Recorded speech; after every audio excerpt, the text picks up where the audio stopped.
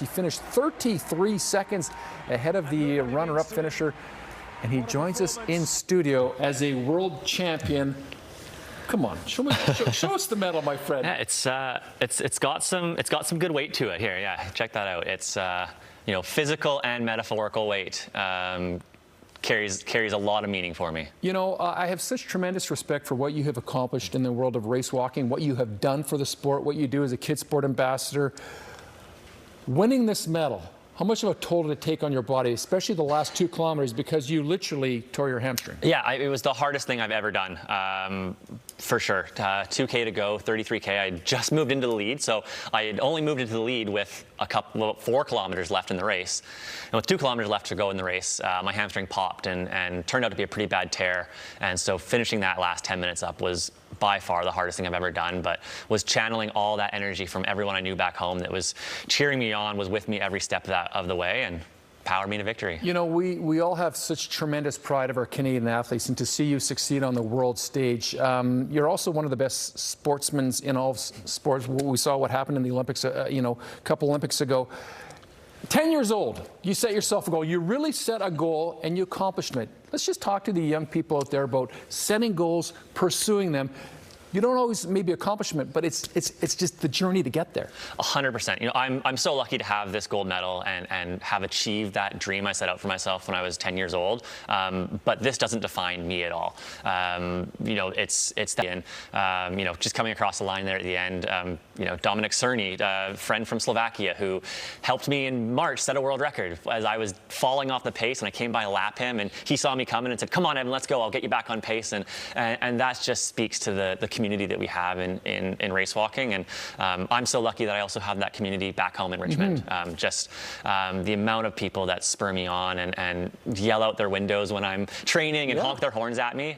It's incredible what that does, and I am a world champion now, but I've felt like a champion for a number of years because of that support I have. It's fantastic. When you talk about the community, I mean, we really are proud of our BC athletes. You always extend yourself out to schools, to speak to kids, to walking groups. There's so many of them. And it's one thing for the person that you are, but also maybe get a little bit of respect for the sport that you participate in, because you guys are some tremendous athletes, men and women.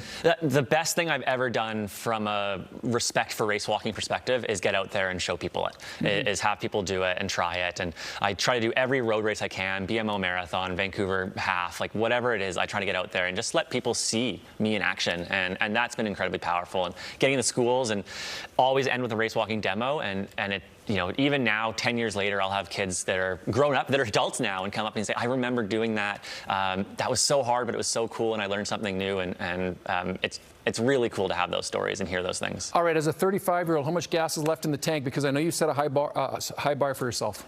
Yeah, I mean, I was so disappointed last summer after Paris. I wanted to be on that podium. I was in the best shape of my life, and I got sick the week before the Olympics and couldn't race to what I thought my potential was. And so I've been really, really hungry to get back on that stage. So LA 2028, it's going to feel like a home Olympics, have friends and family that can drive down. So that's going to be really, really special. So LA, I'm all in. I want to win that Olympic gold medal that's eluded me.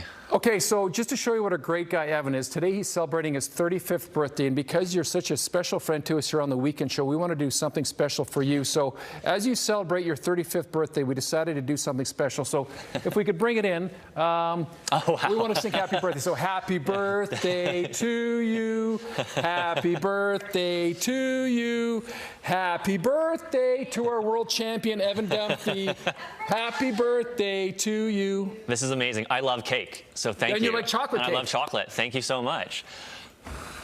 That's very special. That's very cool. Are you big on making wishes? I am. But I'm more in the game of setting a plan to make those things come true. So the wish is set, and now we got a plan to follow it through. Well, my wish for you and your fiancé is continued health, happiness, and success. You really are a true gentleman. You are a role model to so many people out there, boys and girls, and thank you for what you do for kids sport. Thank you for what you do for our province. And happy birthday, my friend. Thanks for doing this. Thanks, Jay. And last time he joined us, he walked in from Richmond, but he couldn't do it today because he's still nursing the torn hamstring. So enjoy the happy birthday champion. I will. Thank you. All right. Happy birthday, Evan, and thank you so much for spending part of your birthday with us. Coming up.